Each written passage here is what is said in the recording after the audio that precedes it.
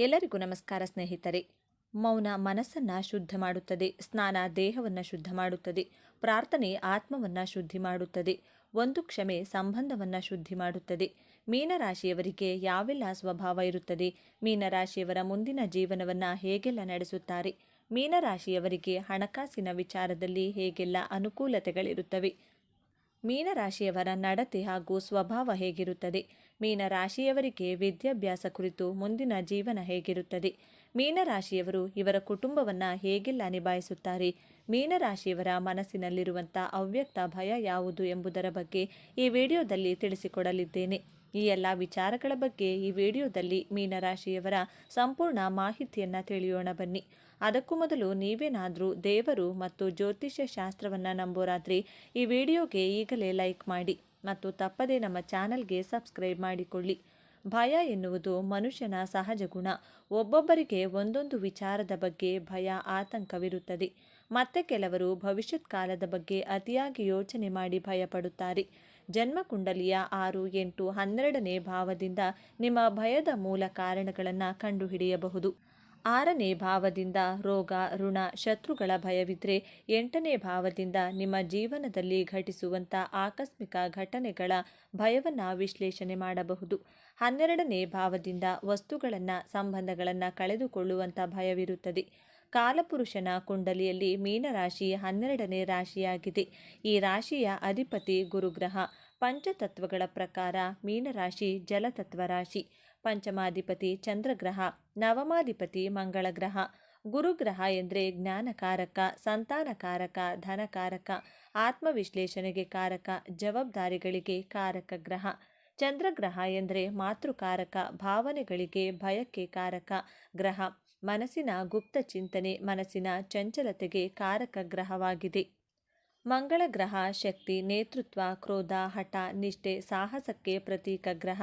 ಜಾತಕದಲ್ಲಿ ಈ 3 ಗ್ರಹಗಳು ಬಲವಾಗಿದ್ದರೆ ಜಾತಕದವರು ಹೆಸರು, ಕೀರ್ತಿ ಗಳಿಸಿ ಆನಂದಕರ, ಸಂತೋಷಕರವಾದಂತಹ ಜೀವನವನ್ನು ನಡೆಸುತ್ತಾರೆ. ಯಾರ ಜಾತಕದಲ್ಲಿ ಈ 3 ಗ್ರಹಗಳು ಶತ್ರು ಕ್ಷೇತ್ರ, ನೀಚ ಕ್ಷೇತ್ರಗಳಲ್ಲಿ ಸ್ಥಿತವಾಗಿದ್ದು ಚಂದ್ರಗ್ರಹ ನೀಚ ರಾಶಿ, ಮಂಗಳ ಗ್ರಹ 12ನೇ ಭಾವದಲ್ಲಿ ಸ್ಥಿತವಾಗಿದ್ದರೆ ಜೀವನ ಬಹಳ ಆತಂಕ, ಕಷ್ಟಕರವಾಗಿರುತ್ತದೆ. ರಾಶ್ಯಾಧಿಪತಿ ಗುರುಗ್ರಹವಾಗಿರುವುದರಿಂದ ಜಾತಕರು ಹೆಚ್ಚು ಜ್ಞಾನವಂತರಾಗಿರುತ್ತಾರೆ. ಬೇರೆಯವರ ಮಾತುಗಳನ್ನು ತಾಳ್ಮೆಯಿಂದ ಆಲಿಸಿ ತಮ್ಮ ಮಾತುಗಳನ್ನು ಗಂಭೀರವಾಗಿ, ಬಹಳ ಮೃದುವಾಗಿ ಮಾತನಾಡುತ್ತಾರೆ. ಜ್ಞಾನವನ್ನು ಪಡೆಯಲು ಹಾಗೂ ಜ್ಞಾನವನ್ನು ಹಂಚಲು ಸದಾಕಾಲ ಹಾತೊರೆಯುತ್ತಾರೆ. ಪ್ರತಿಯೊಂದು ಪ್ರಾಣಿ ಪಕ್ಷಿಗಳ ಬಗ್ಗೆ ದಯೆ, ಅನುಕಂಪವನ್ನು ತೋರಿಸುತ್ತಾರೆ. ಗುರುವಿನ ಆಶೀರ್ವಾದದಿಂದ ಎಂತಹದ್ದೇ ಕಠಿಣವಾದಂತಹ, ಜಟಿಲವಾದಂತಹ ಕೆಲಸವಾಗಲಿ, ಜ್ಞಾನವನ್ನೇ ಆಗಲಿ ಅತಿ ಸರಳವಾಗಿ ಕಲಿಯುತ್ತಾರೆ. ಕಷ್ಟಕರವಾದಂತಹ ಕೆಲಸ ಕಾರ್ಯಗಳನ್ನು ಸರಳವಾಗಿ ಮಾಡುವಂತಹ ಕಲೆ, ಜಾಣ್ಮೆ ಉಳ್ಳವರು. ಪಂಚಮಾಧಿಪತಿ ಚಂದ್ರಗ್ರಹವಾಗಿರುವುದರಿಂದ ಸಂಗೀತ, ಸಾಹಿತ್ಯ, ಕಲೆಯಲ್ಲಿ ವಿಶೇಷ ಆಸಕ್ತಿ ಉಳ್ಳವರು. ಮನಸ್ಸು ಬಹಳ ಚಂಚಲವಾಗಿರುತ್ತದೆ, ಬಹಳ ಕೋಮಲವಾಗಿರುತ್ತದೆ. ಮೀನರಾಶಿಯವರು ತನ್ನ ಹಾಗೂ ತನ್ನ ಆತ್ಮೀಯರ, ಗೆಳೆಯರ ಜೀವನವನ್ನು ಸ್ವಯಂ ವಿಶ್ಲೇಷಣೆ ಮಾಡುತ್ತಾರೆ, ಸ್ವಯಂ ಆತ್ಮಮಂಥನ ಮಾಡಿಕೊಳ್ಳುತ್ತಾರೆ. ನವಮಾಧಿಪತಿ ಮಂಗಳ ಗ್ರಹವಾಗಿರುವುದರಿಂದ ಇವರು ಸಾಹಸಿ ಗುಣದವರು, ವೀರತ್ವ ಗುಣದವರು. ಮೀನರಾಶಿಯವರು ಮಲ್ಲಯುದ್ಧ, ದೈಹಿಕ ಯುದ್ಧ ಮಾಡುವುದಿಲ್ಲ. ಶಬ್ದಗಳಲ್ಲಿ, ಮಾತಿನ ಮೂಲಕ ಯುದ್ಧ ಮಾಡುತ್ತಾರೆ. ಬಹಳ ಬುದ್ಧಿವಂತರಾಗಿರುವಂತಹ ಕಾರಣ ಜಗಳದಿಂದ ಯಾವುದೇ ಸಮಸ್ಯೆಗಳನ್ನು ಸರಿ ಮಾಡುವುದು ಅಸಾಧ್ಯ ಎಂಬ ಕಾರಣದಿಂದ ಮಾತಿನ ಮೂಲಕ ಸರಿಪಡಿಸಿಕೊಳ್ಳುತ್ತಾರೆ. ಮಾತನ್ನು ತನ್ನ ಅಸ್ತ್ರವನ್ನಾಗಿ ಉಪಯೋಗಿಸಿಕೊಳ್ಳುತ್ತಾರೆ. ಯಾವುದೇ ಸಮಸ್ಯೆಗಳನ್ನು ಬಹಳ ಸಂಯಮ, ತಾಳ್ಮೆ, ಸಹನೆಯಿಂದ ಬಗೆಹರಿಸಿಕೊಳ್ಳುವಲ್ಲಿ ನಂಬಿಕೆ ಇಟ್ಟಿರುತ್ತಾರೆ. ಮೀನರಾಶಿಯ ಚಿಹ್ನೆ 2 ಮೀನುಗಳು ಒಂದಕ್ಕೊಂದು ಅಂಟಿಕೊಳ್ಳದ ಹಾಗೆ ಚಲಿಸುತ್ತಿರುವಂತಹ ಚಿತ್ರವಾಗಿದೆ. ಮೀನರಾಶಿ ದ್ವಿಸ್ವಭಾವ ರಾಶಿಯಾಗಿರುವುದರಿಂದ ನಿರ್ಧಾರಗಳನ್ನು ತೆಗೆದುಕೊಳ್ಳಲು ಒದ್ದಾಡುತ್ತಾರೆ. ಮೀನರಾಶಿಯವರು ಆಧ್ಯಾತ್ಮಿಕ ಜೀವನದಲ್ಲಿ ಹೆಚ್ಚು ದೃಢವಾದ ನಂಬಿಕೆ ಉಳ್ಳವರು.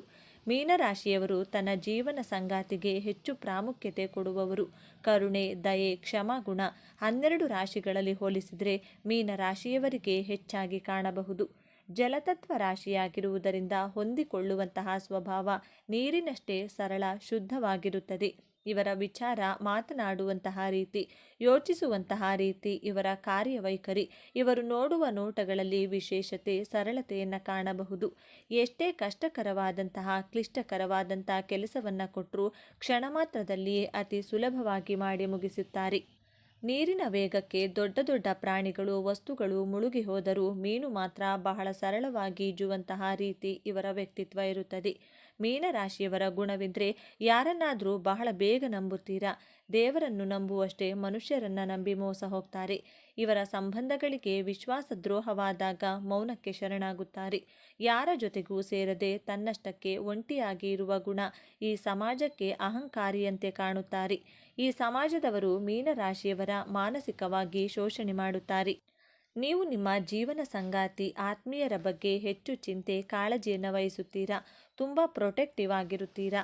ನಿಮ್ಮ ಮನಸ್ಸಿನಲ್ಲಿರುವ ಕಷ್ಟಗಳನ್ನು ಯಾರಿಗೂ ಹೇಳದೆ ಹೋರಾಟ ಮಾಡುವುದೇ ಇವರ ಮನಸ್ಸಿನ ಭಯಕ್ಕೆ ಮೂಲ ಕಾರಣವಾಗಿರುತ್ತದೆ.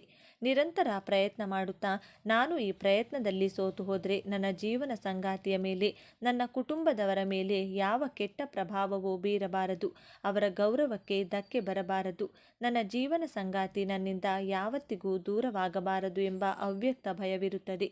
ಮೀನರಾಶಿ ಮೋಕ್ಷ ರಾಶಿಯಾಗಿದೆ. ಪ್ರೀತಿ, ಕ್ಷಮೆ, ಕರುಣೆಯ ಪ್ರತೀಕ ರಾಶಿ. ಈ ಮೂರು ಗುಣಗಳು ದೇವರಲ್ಲಿಯೂ ಇದೆ. ಬಲವಾದ ಕಾರಣಕ್ಕೆ ನೀವು ಈ ಭೂಮಿ ಮೇಲೆ ಜನಿಸಿರುತ್ತೀರಾ. ಭಯವನ್ನು ಬಿಡಿ. ನಿಮ್ಮ ಜೀವನದಲ್ಲಿ ನಿಮಗೆ ದ್ರೋಹ ಮಾಡಿದಂತಹ ವ್ಯಕ್ತಿಗಳಿಗೆ ನಿಮ್ಮ ಜೊತೆ ಇರಲು ಯೋಗ್ಯತೆ ಇರದ ಕಾರಣ ದೇವರು ನಿಮ್ಮ ಜೀವನದಿಂದ ಆ ವ್ಯಕ್ತಿಗಳನ್ನು ದೂರ ಮಾಡಿರುತ್ತಾನೆ. ಜನರನ್ನು ನಂಬುವ ಬದಲು ಪರಮಾತ್ಮನನ್ನು ನಂಬಿ ಧೈರ್ಯವಾಗಿ ಜೀವನ ಸಾಗಿಸಿ. ಈ ಮೀನರಾಶಿಯವರು ಬೇಗ ಈಸಿಯಾಗಿ ಎಲ್ಲರನ್ನ ನಂಬಿಬಿಡ್ತಾರೆ. ಹಾಗೆಯೇ ನಂಬಿ ಅಷ್ಟೇ ಬೇಗ ಮೋಸ ಹೋಗ್ತಾರೆ. ಇವರು ಈಸಿಯಾಗಿ ಪ್ರತಿಯೊಬ್ಬರನ್ನು ಇವರೆಲ್ಲರೂ ನಮ್ಮವರೇ, ಎಲ್ಲರೂ ನನ್ನವರೇ ಎಂದು ತುಂಬಾ ಪ್ರೀತಿಯಿಂದ ನಂಬಿಬಿಡ್ತಾರೆ. ಆದರೆ ಈ ರೀತಿಯಾಗಿ ನಂಬುವುದರಿಂದ ಇವರ ಜೀವನದಲ್ಲಿ ಇವರಿಗೆ ನಂಬಿಕೆ ದ್ರೋಹ ಅನ್ನೋದನ್ನು ಇವರ ಜೊತೆಯಲ್ಲಿದ್ದವರೇ ಮಾಡ್ತಾರೆ. ಅವರು ಯಾರಾದರೂ ಸರಿ ಅಥವಾ ಇವರಿಗೆ ಯಾರೇ ಸಿಗಲಿ ಅವರು ನಂಬಿಬಿಡ್ತಾರೆ. ಮೀನರಾಶಿಯವರನ್ನು ಯಾರಾದರೂ ಏನಾದರೂ ಚೆನ್ನಾಗಿ ಮಾತಾಡಿಸಿದರೆ ಸಾಕು, ಅವರನ್ನು ವೇಗವಾಗಿ ನಂಬ್ತಾರೆ. ಹಾಗೆಯೇ ನಂಬಿಸಿದ ವ್ಯಕ್ತಿ ಇವರಿಗೆ ನಂಬಿಕೆ ದ್ರೋಹ, ಮೋಸ, ವಂಚನೆ ಈ ಎಲ್ಲವನ್ನೂ ಸಹ ಮಾಡಿ ಹೊರಟು ಹೋಗ್ತಾರೆ. ಮೀನರಾಶಿಯವರು ನಿಮ್ಮ ಸ್ನೇಹಿತರ ಜೊತೆಗೆ ಸುತ್ತಾಡುವುದನ್ನು ಜಾಸ್ತಿ ಮಾಡ್ತಾರೆ. ಅಂದರೆ ನಿಮ್ಮ ಕಾಲಿನಲ್ಲಿ ಚಕ್ರ ಏನಾದರೂ ಇದೆಯಾ ಎಂದು ಕೇಳ್ತಾರಲ್ಲ, ಆ ರೀತಿಯಾಗಿ ಸುತ್ತುತ್ತಾರೆ. ಮೀನರಾಶಿಯವರು ಮೊದಲೇ ಓಡಾಟ ಮಾಡೋದು ತುಂಬಾ ಜಾಸ್ತಿ ಇರೋದ್ರಿಂದ ಇವರ ಫ್ರೆಂಡ್ಸ್ ಯಾರಾದರೂ ಸ್ವಲ್ಪ ಮಾತನಾಡಿದರೆ ಸಾಕು, ಯಾರಾದರೂ ಜೊತೆಯಲ್ಲಿ ಫ್ರೆಂಡ್ಸ್ ಆದರೆ ಸಾಕು, ಅವರು ಎಲ್ಲಿಯಾದರೂ ಹೋಗೋಣವೆಂದರೆ ಸಾಕು, ಇವರು ಆಗೋದಿಲ್ಲ ಎನ್ನುವ ಪ್ರಶ್ನೆಯೇ ಇಲ್ಲ.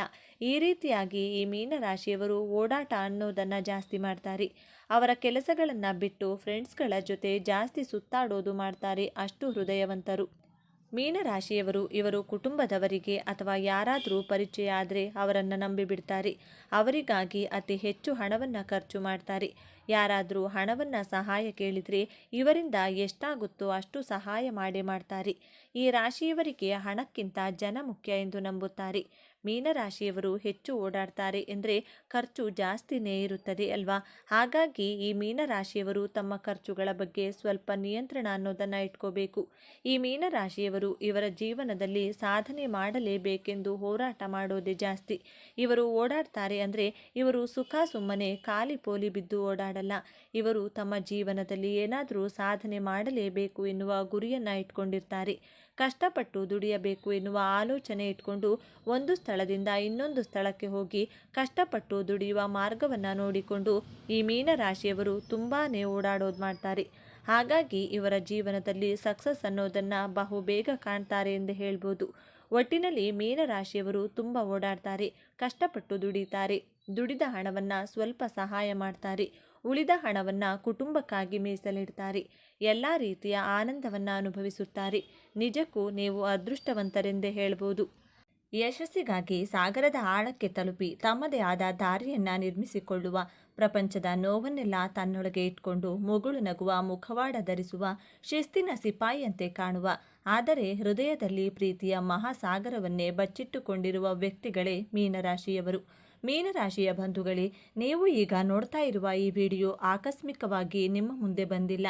ನಿಮ್ಮ ಜೀವನದ ಅತ್ಯಂತ ನಿರ್ಣಾಯಕ ಘಟ್ಟದಲ್ಲಿ ನಿಂತಿರುವ ನಿಮಗೆ ನಿಮ್ಮ ಇಷ್ಟ ದೇವರು ಅಥವಾ ನಿಮ್ಮ ಗುರುದೇವರು ಒಂದು ಪ್ರಮುಖ ಸಂದೇಶವನ್ನು ನೀಡಲು ಬಯಸಿದ್ದಾರೆ. ಇಷ್ಟು ದಿನ ನೀವು ಅನುಭವಿಸಿದ ನೋವು, ಅವಮಾನ, ಕಷ್ಟಗಳಿಗೆ ಪ್ರತಿಫಲ ಸಿಗುವ ಸಮಯ ಬಂದಿದೆ.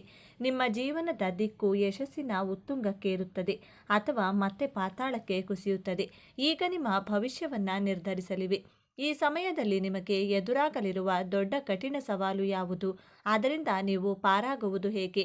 ತಿಳಿಯಲು ಈ ವಿಡಿಯೋವನ್ನು ಸಂಪೂರ್ಣವಾಗಿ ನೋಡಿ, ಏಕೆಂದರೆ ಇದು ನಿಮಗಾಗಿ ಬಂದಿರುವ ದೈವಿಕ ಸಂದೇಶ.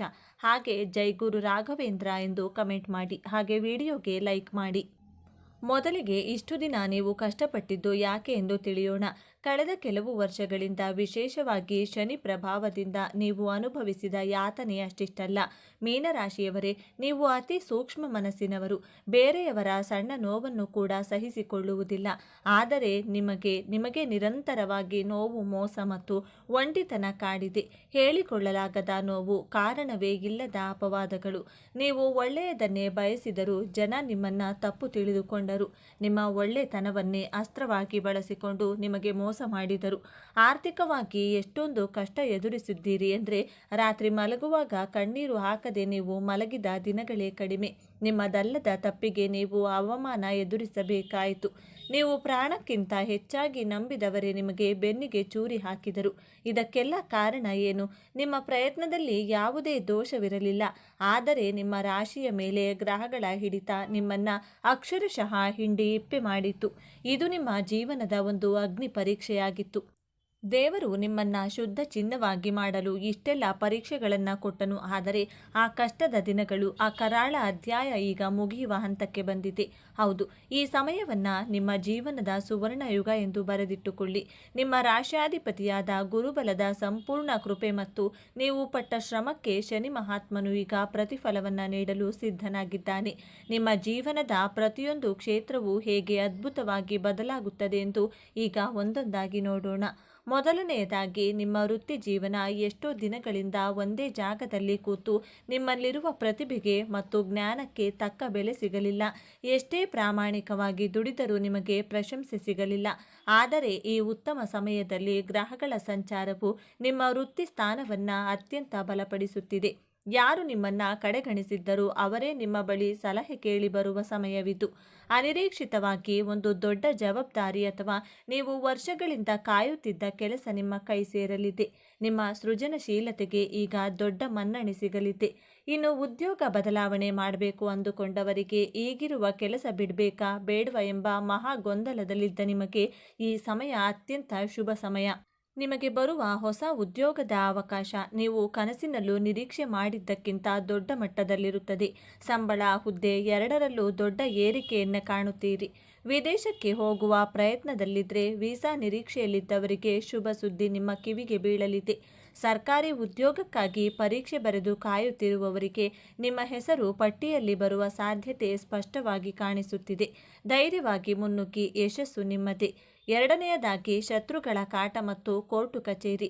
ನಿಮ್ಮ ಬೆನ್ನ ಹಿಂದೆ ಮಾತನಾಡುವವರು, ನಿಮ್ಮ ಏಳಿಗೆಯನ್ನು ಸಹಿಸದ ಗುಪ್ತ ಶತ್ರುಗಳು, ನಿಮ್ಮ ವಿರುದ್ಧವೇ ಪಿತೂರಿ ಮಾಡುವವರಿಂದ ನೀವು ಬಹಳಷ್ಟು ನೊಂದಿದ್ದೀರಿ. ನೀವು ಸೂಕ್ಷ್ಮ ಮನಸ್ಸಿನವರಾಗಿದ್ದರಿಂದ ಸಣ್ಣ ಮಾತು ನಿಮಗೆ ದೊಡ್ಡ ಗಾಯ ಮಾಡಿತು.